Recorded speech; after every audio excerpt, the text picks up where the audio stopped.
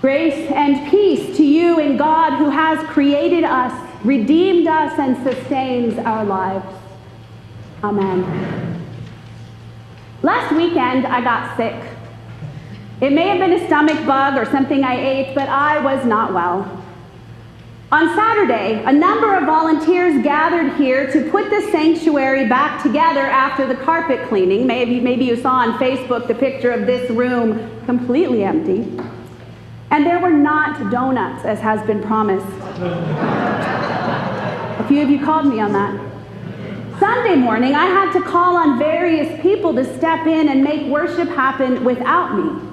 And as I said to Steve, it is not easy for me to ask for help. I don't like it.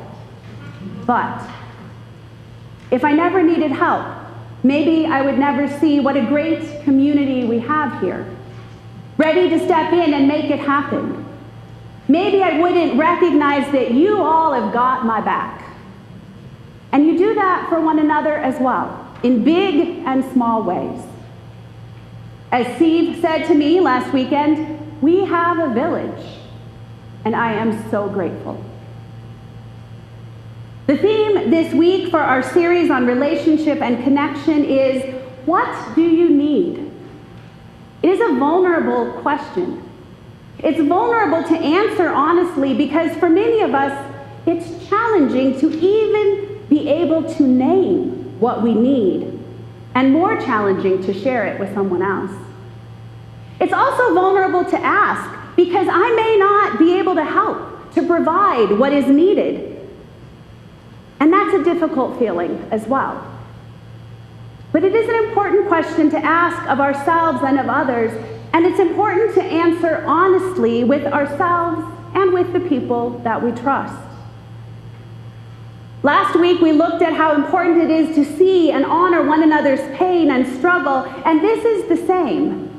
To hear, to see, to honor our needs and the needs of others, even when we can't meet those needs or make it better right away, is an act of care.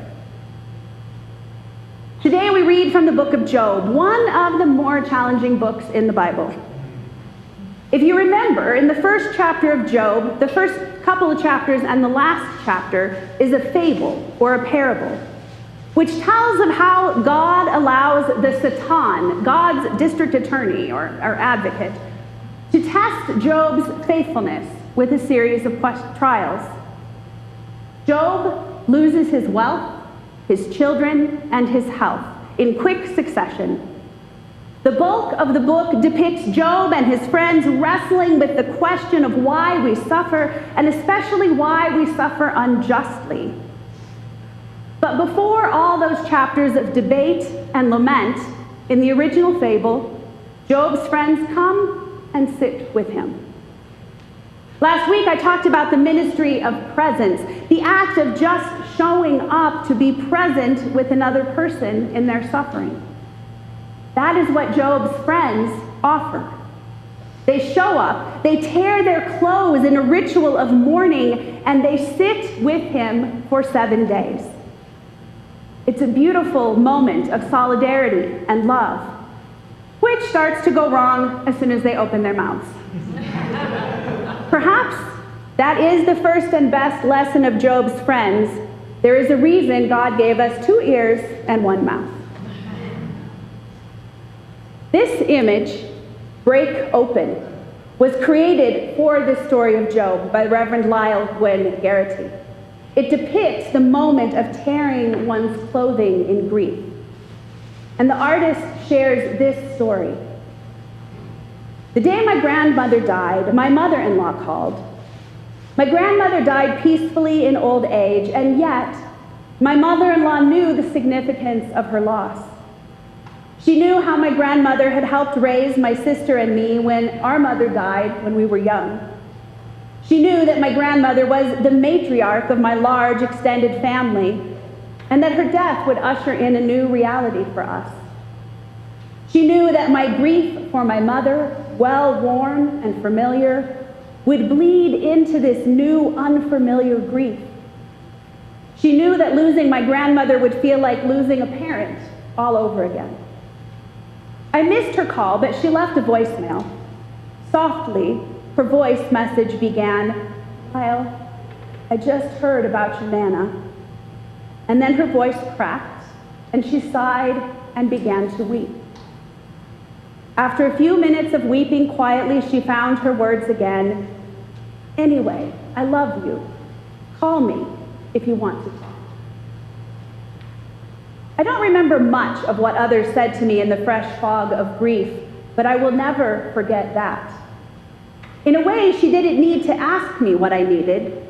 Without assumption or question, she simply entered into my pain and joined me there.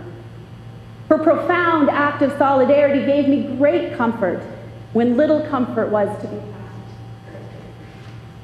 Then Reverend Garrity continues, "In this image, I wanted to evoke the emotional impact of rending one's clothing in solidarity with someone who is hurting. While this ancient cultural practice may feel curious to us now, I love that it's an embodied way to tear away the armor that guards our own hearts so that we can truly show up tenderly to join another in their pain. If you are hurting right now, may this image remind you you are not alone. God's heart is breaking open for you." When our weekly Bible study gathered on Thursday, we talked about this physical act of rending one's clothing and about how those 7 days that Job's friends sit with him are reminiscent of the Jewish practice of sitting Shiva, when family gathers and sits together for a full 7 days to simply share the presence, to be together in the time of grief. And we asked, what are the rituals of grief and care that we practice here and now? We came up with very few. We have funeral services and cards and flowers. Many working people have only 3 to 5 days of bereavement leave, hardly enough to hold a funeral and do all the business that goes with a death, let alone give the heart and spirit space to grieve. We live in a culture that doesn't lean in with, what do you need? We live in a culture that leans away from grief and sickness and pain, hoping each person will just take care of themselves and not be a burden. And for most of us, that is what we expect of ourselves as well. But humans aren't created to be alone. Remember that lesson from Genesis when God says it is not good for the Adam, the first human, to be alone? Humans are created for interdependence, for community and care. One thing we all need as people is community. Friends, family, church, school, workplace, or social space. We need some place where we are seen and known and cared for. Hospice chaplain Remington Johnson writes in her commentary on Job, "During healthcare chaplain training, one of my supervisors would use the analogy of a person in the bottom of a hole.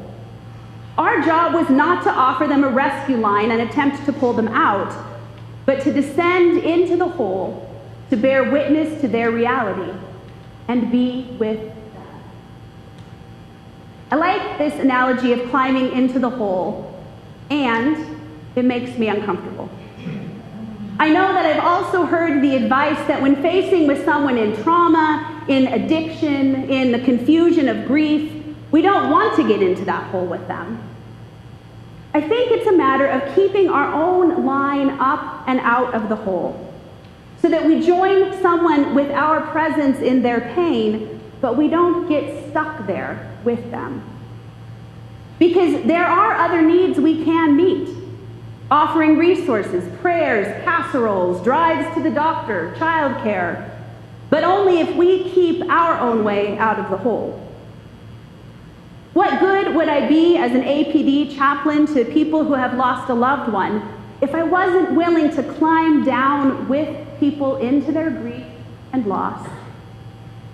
And what good would I be if I got stuck there with them and I couldn't answer their questions and advocate for them and with the officers on the scene? It's both. Chaplain Johnson continues in her commentary, this being with another is incarnational. It is a sacred act. Every Sunday, we do this. We come together and do this. We witness one another's existence, traumas, needs, and spend time together. Sacred space and sacred time, sacred community. Incarnation. It's the word that we use to describe how Jesus showed up for us in the flesh. How God was and is present for us in the world in so many ways. Incarnational. It's a word for how we can show up for each other, bearing the love of Christ in a world in such need of that love. What do you need? First, we need love, and God has given it to us. May we continue to share that love in our community with one another. Thanks be to God.